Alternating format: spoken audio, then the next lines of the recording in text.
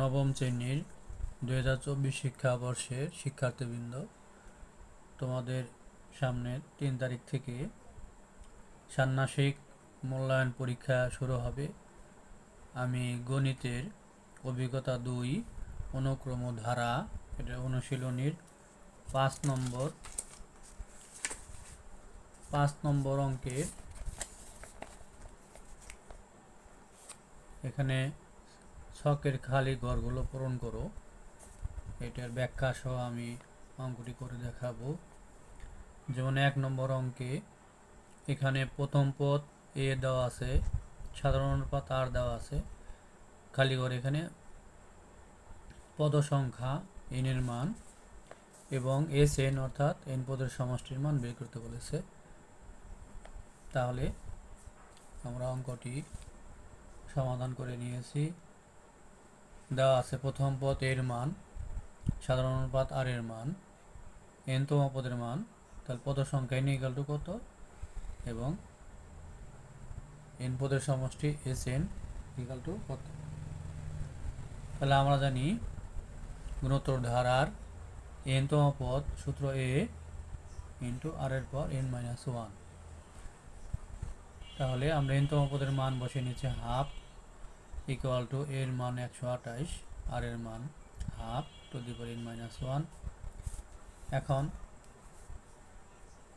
128 এটি উল্টে নিচে আসলো, 2 গুণ 128 এখানে হচ্ছে 256। তাহলে 256 হাফের পর n-1 ইকুয়াল 256, তাহলে 2 এর পর 8 হচ্ছে 256। তাহলে হাফ হাফ বৃত্তি বাদ গেল, n-1 ইকুয়াল টু 8 অর্থাৎ n ইকুয়াল টু 8 প্লাস 1 9। তাহলে আমাদের খালি ঘরে বসবে n এর মান 9। এরপর বের করতে বলেছে n পদের সমষ্টি এস এন ইকুয়াল টু কত। তাহলে n পদের সমষ্টি এস এন ইকুয়াল টু আর এর মান আমাদের 1 এর থেকে ছোট, কাজেই সূত্রটি হবে r to the power n divided by 1 minus r। দেখলে আমরা মান বসিয়ে নিয়েছি, এর মান আর এর মান। তাহলে এটি 2 এর পাওয়ার 9 হচ্ছে 512। এটা লসাগু করার পরে এখানে কাটাকাটি উল্টিয়ে দেওয়ার পরে আমাদের রেজাল্ট হলো 511/2। তাহলে আমরা এই ছকে বসাইতে পারি n এর মান হচ্ছে n এর মান হচ্ছে 9 আর এস এন এর মান 511/2। এখানে আমরা বসাইতে পারি 511/2। এরপরে 2 নম্বর অঙ্কটি প্রথম পদ বের করতে বলেছে, আর এর মান দেওয়া আছে, n এর মান দেওয়া আছে, n-তম পদের মান দেওয়া আছে এবং n পদের সমষ্টির মান বের করতে বলেছে। তাহলে 2 নম্বর অঙ্কটি আমরা সমাধান করে নিয়েছি।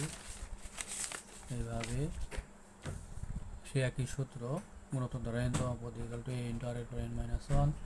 তাহলে n-তম পদের মান আছে -2187, এটা বসিয়েছি।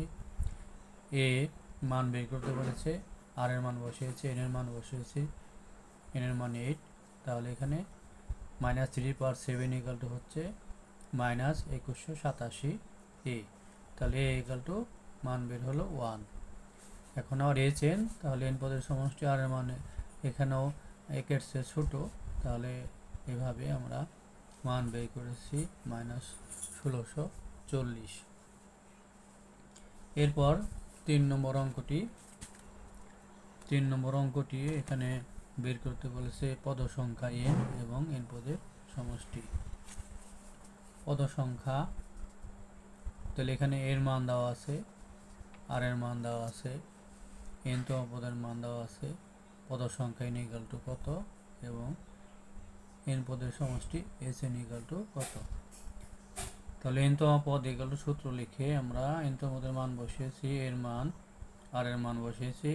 এখান থেকে আমাদের বের করতে হবে n এর মান, n-1 থাকলো, কারণ 16-র পরিবর্তে বাম দিকে -√2 পরে -1, তাহলে এখানে লিখতে পারি -√2 পর 8, 16-র পরিবর্তে লিখতে পারি। তাহলে ভিত্তি বাদ গেলে n এর মান বের হলো 9। এরপর তো এস এন এর সূত্র, n পদের সমষ্টি আর m এর থেকে ছোট হলে এই সূত্র। এখান থেকে আমরা মান বের করেছি, এখানে 1 প্লাস রুট 2 থাকে, তাহলে আমরা রুট 2 দ্বারা গুণ করলে পাই 2 প্লাস রুট 2। এখন লব হরকে 2 মাইনাস রুট 2 দ্বারা গুণ করার পরে উপরে নিচে স্কয়ার সূত্র, উপরে গুণ করার পরে থাকছে -30 প্লাস 31 রুট 2, নিচে থাকছে আমাদের n পদের সমষ্টির উত্তর। এরপরে 4 নম্বর অঙ্কটি, এখানে প্রথম পদ এর মান বের করতে বলেছে আর n পদের সমষ্টির মান বের করতে বলেছে। 4 নম্বর অঙ্কে মান দেওয়া আছে r এর মান -2, n এর মান 7, n তম পদ 128, প্রথম পদে ইকুয়াল টু কত, n পদের সমষ্টি n ইকুয়াল টু কত। তাহলে n তম পদের সূত্র লিখে আমরা শুধু এর মানটা বাকি রেখেছি, তাহলে এখানে এর মান বের হলো 2। এখন n পদের সমষ্টি দিয়ে আমরা মান বসিয়ে এটার মান পেলাম আমরা 86। এখন 5 নম্বর অঙ্কটিতে এখানে বের করতে প্রথম পদ দেওয়া আছে, সাধারণ পদ দেওয়া আছে, পদ সংখ্যা n এর মান, n তম পদের মান বের করতে বলেছে। তাহলে 5 নম্বর অঙ্কটি এর মান দেওয়া আছে 2, সাধারণ পদ r ইকুয়াল টু 2, n পদের সমষ্টির মান এটা আমাদের দেওয়া আছে, পদ সংখ্যা n ইকুয়াল টু কত আর n তম পদের মান কত। প্রথমে আমরা n পদের সমষ্টি থেকে এটা বের করেছি, n পদের সমষ্টির মান যেহেতু দেওয়া আছে 254, এর মান 2, আর এর মান 2, এখানে n এর মান, তাহলে n তে আমাদের বাকি থাকবে 2, এখানে নিচে আসলে 127 প্লাস 1 ইকুয়াল টু 128, 128 হচ্ছে 2 পাওয়ার 7, তাহলে আমরা পাচ্ছি n ইকুয়াল টু 7। এখন আমরা n তম পদের সূত্র পরে ফেলিয়েছি, তাহলে এখানে সূত্র দিয়ে মান n তম পদের মান পেয়েছি আমরা 128। এখন এভাবে 6 নম্বর অঙ্কটিতে এখানে প্রথম পদ এর মান দেওয়া আছে, n তম পদের মান দেওয়া আছে, n পদের সমষ্টির মান দেওয়া আছে, সাধারণ পদ r এর মান কত, পদ সংখ্যা n ইকুয়াল টু কত। তাহলে আমরা জানি n তম পদের সূত্র দিয়ে n তম পদের মান 768, এর মান 12, এখানে r এর মান বের করতে বলেছে, তাহলে r পাওয়ার n মাইনাস 1, 12 দিয়ে এটাকে ভাগ হলো 64। এখন r এর পাওয়ার n, উপরে নিচে মাইনাস থাকলে r এর পাওয়ার মাইনাস, তাহলে এখানে নিচে r থাকলো। এখন r এর পাওয়ার n ইকুয়াল টু 64, আর এটা আমরা পেলাম। এখন আমরা n পদের সমষ্টির সূত্র দিয়ে এখানে r এর পাওয়ার n ইকুয়াল টু 64, আর এটা এখানে বসিয়ে নিয়েছি, 64 আর মাইনাস 1, 12 এখানে নিচে আসলো, 12 দিয়ে ভাগ করলে হচ্ছে 127। এখন কোনাকুনি গুণ দিলে আমরা এখান থেকে r এর মান পেলাম আমরা 2। আমরা 1 নং সমীকরণে বসিয়ে দেই r to the power n equal to 64 r, তাহলে 2 এর পাওয়ার n ইকুয়াল টু 128, অর্থাৎ n ইকুয়াল টু 7। এরপরে 7 নম্বর অঙ্কটি এখান থেকে আমরা পেয়েছি, প্রথম পদ দেওয়া আছে এর মান 27, আর এর মান 1/3, n তম পদের মান 1/3, পদ সংখ্যা n ইকুয়াল টু কত, s n ইকুয়াল টু কত। তাহলে n তম পদের সূত্র দিয়ে মান বসিয়েছি আমরা, n তম পদের 1/3, এর মান 27, আর এর মান 1/3, তাহলে এখানে 27 নিচে আসলো, 1/81, তাহলে 3 এর পাওয়ার 4 হলো হচ্ছে 81 হবে। তাহলে ভিত্তি বাদ গেলে 4 equal to n minus 1, n equal to 4 plus 1 5। এরপরে এস এন অর্থাৎ n পদের সমষ্টির সূত্র দিয়ে আমরা মান বের করেছি, এখানে এভাবে বিয়োগ করে লসাগু করে উল্টিয়ে দিয়ে আমরা মান পেয়েছি 121/3। এরপরে আমাদের শেষ অঙ্কটা